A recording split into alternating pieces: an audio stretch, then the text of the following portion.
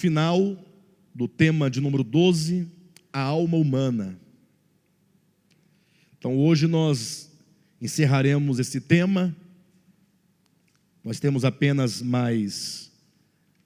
basicamente mais um tópico a ser desenvolvido, para que na próxima semana nós possamos começar o tema de número 13, ok? Vamos lá, peguem suas Bíblias, peguem sua apostila.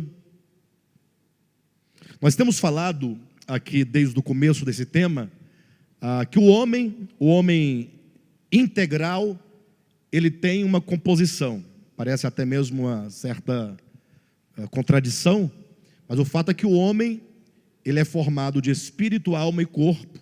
Dizemos que ele é integral porque o ser humano, na sua plenitude, não pode ser identificado com uma dessas partes, mas a partir do conjunto de espírito, alma e corpo, é que se entende o homem como obra consumada de Deus.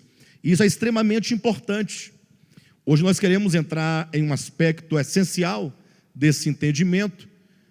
Talvez de tudo que nós falamos sobre o homem tripartido, talvez esse tópico, é o tópico de número 4, seja o mais importante pela sua aplicação ao nosso viver diário, sobretudo a nós que somos crentes em Jesus Cristo, nós que recebemos do Senhor a sua palavra, a sua iluminação, nós que estamos no caminho de sermos transformados, né?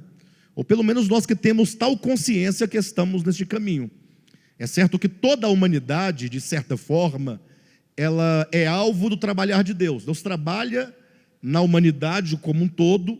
Ele usa várias formas para conduzir a humanidade ao estágio, né, de homem perfeito, levando em conta que quando Deus criou o homem, Deus o criou com um potencial.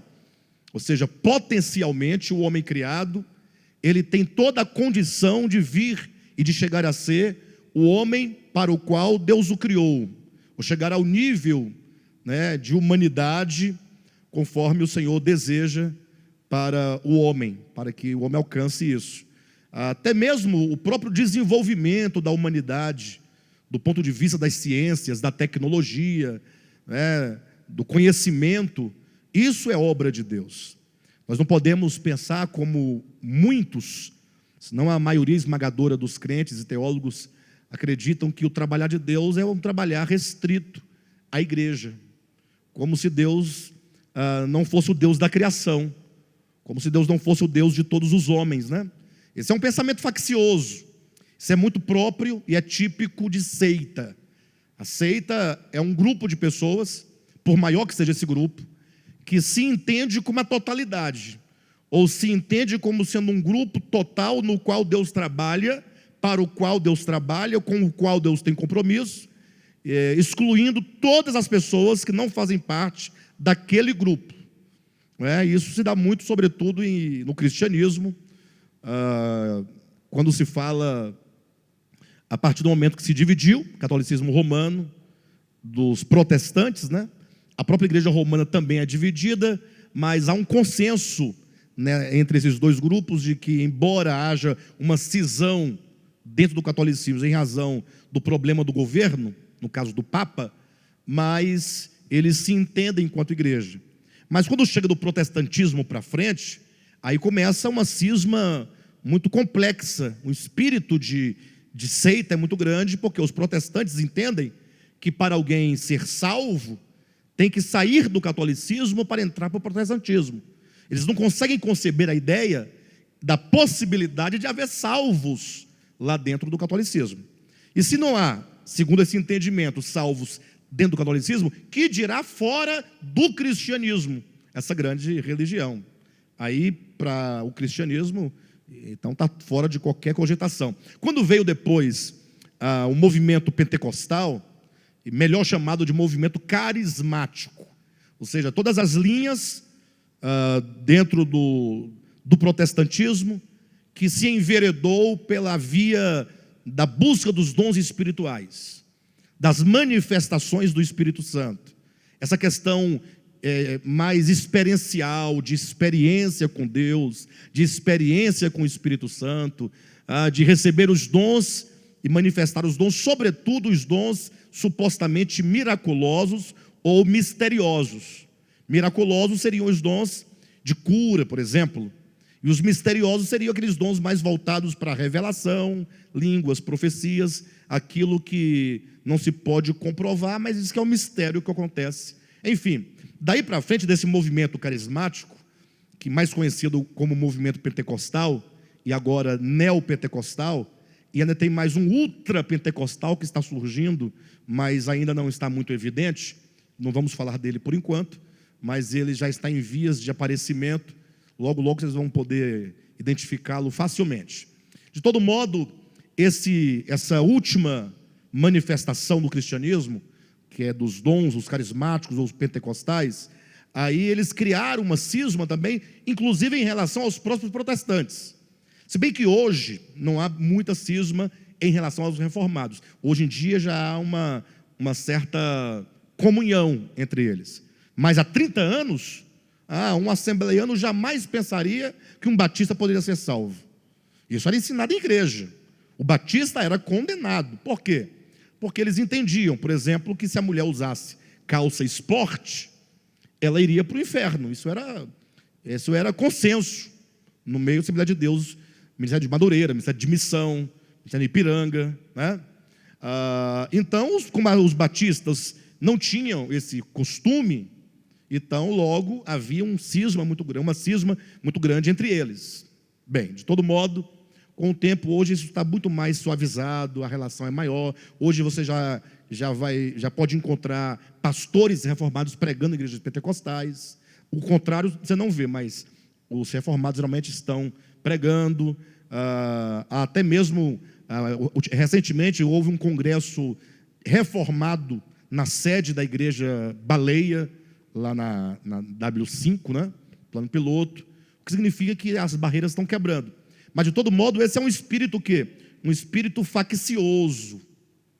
Essa ideia de achar que Deus só trabalha no DEVAP. Seria uma grande ignorância. Como também as igrejas históricas, por exemplo, o grupo TJ, os Testemunhos de Jeová, eles se entendem como a igreja verdadeira. Então quem não é TJ, eles têm uma pena das pessoas que não são TJs. Eles olham para você com uma pena assim tão grande, aí eu fico olhando para ele com uma pena tão grande deles, fica dois penosos, um olhando para o outro, eu com pena deles e eles com pena de mim, né? Bem, aí também tem os adventistas, né? Que também eles entendem que eles são a igreja verdadeira. Que não é adventista, não guarda o sábado, come carne de porco, bebe café, toma Coca-Cola. Como é que pode o pessoal bebendo Coca-Cola? Não tem sentido para eles, né? Comendo carne de porco também não tem sentido. Então, esse espírito de seita. Então, de um modo geral, o espírito sectário, ele se manifesta em vários níveis.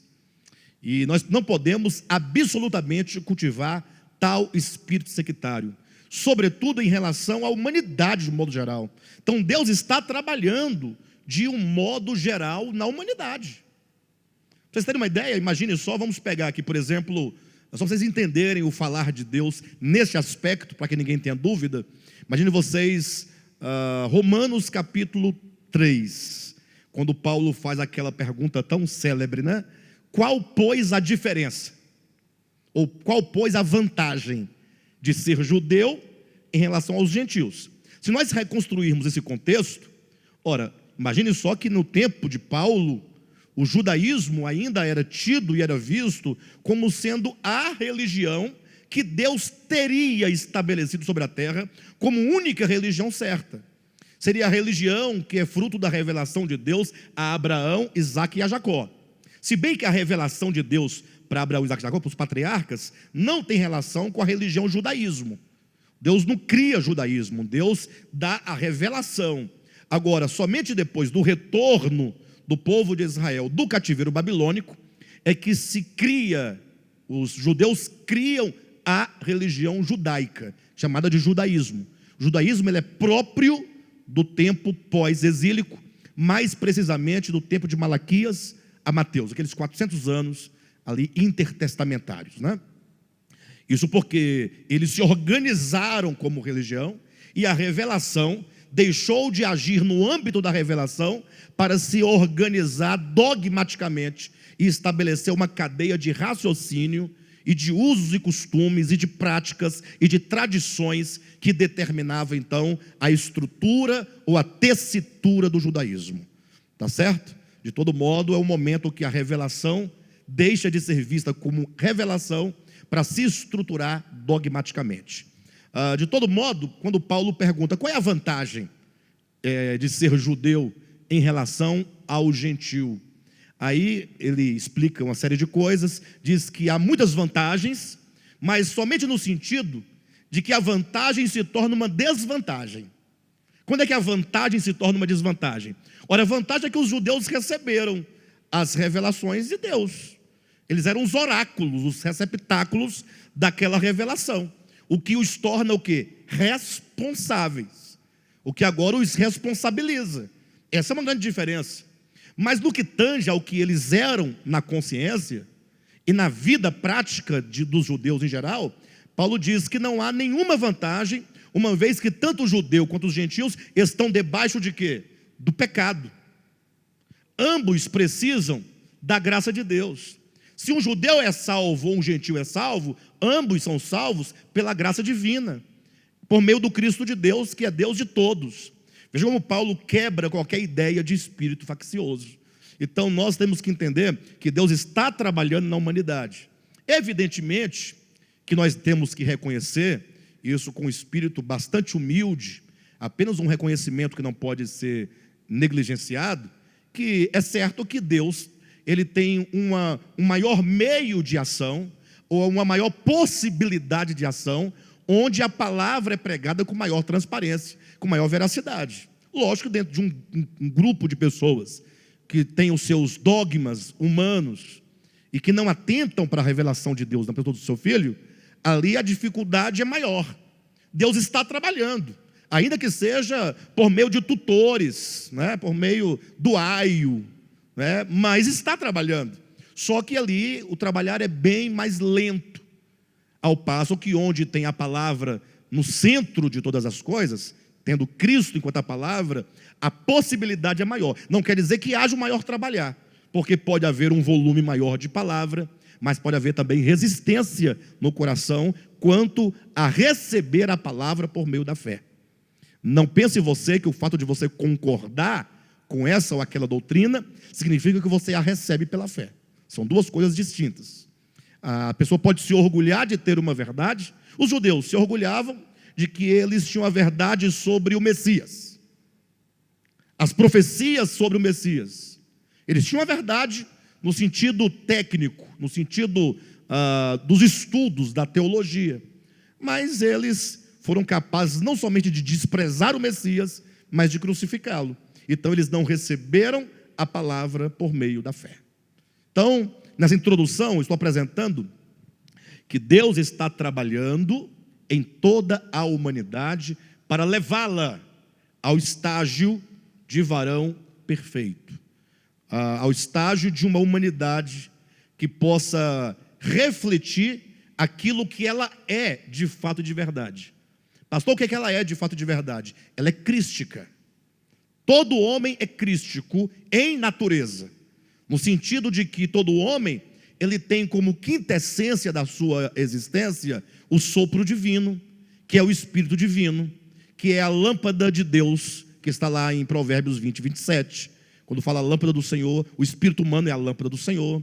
Por isso que Cristo diz claramente, sem nenhum susto, acerca de si mesmo: eu sou a luz do mundo. É bonito ouvir isso, né? Eu sou a luz do mundo. Pastor, mas por que ele haveria de se assustar? Não por isso, mas depois ele diz para os discípulos: vós sois a luz do mundo. Mas esse vós sois a luz do mundo são os discípulos? É toda a humanidade? É só a igreja? Alguém dirá: não, os discípulos que são servos de Cristo. Mas quem eram os discípulos quando Cristo disse isso a eles? Tomé era incrédulo. O que eles entendiam da economia de Deus? O que eles entendiam da obra de Cristo? O próprio Pedro se pôs por adversário da obra de Cristo por não entender. Quando Cristo foi à cruz, todos eles fugiram porque não entenderam. Quando Cristo ressuscita, ninguém acredita, porque não sabiam.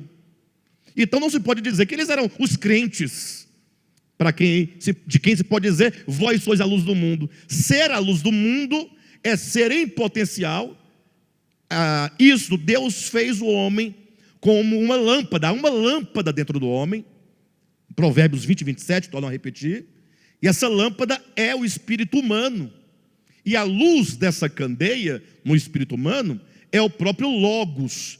Conforme diz João capítulo 1, a vida estava nele e a vida era a luz dos homens. E a luz resplandece e ilumina todo homem que vem ao mundo.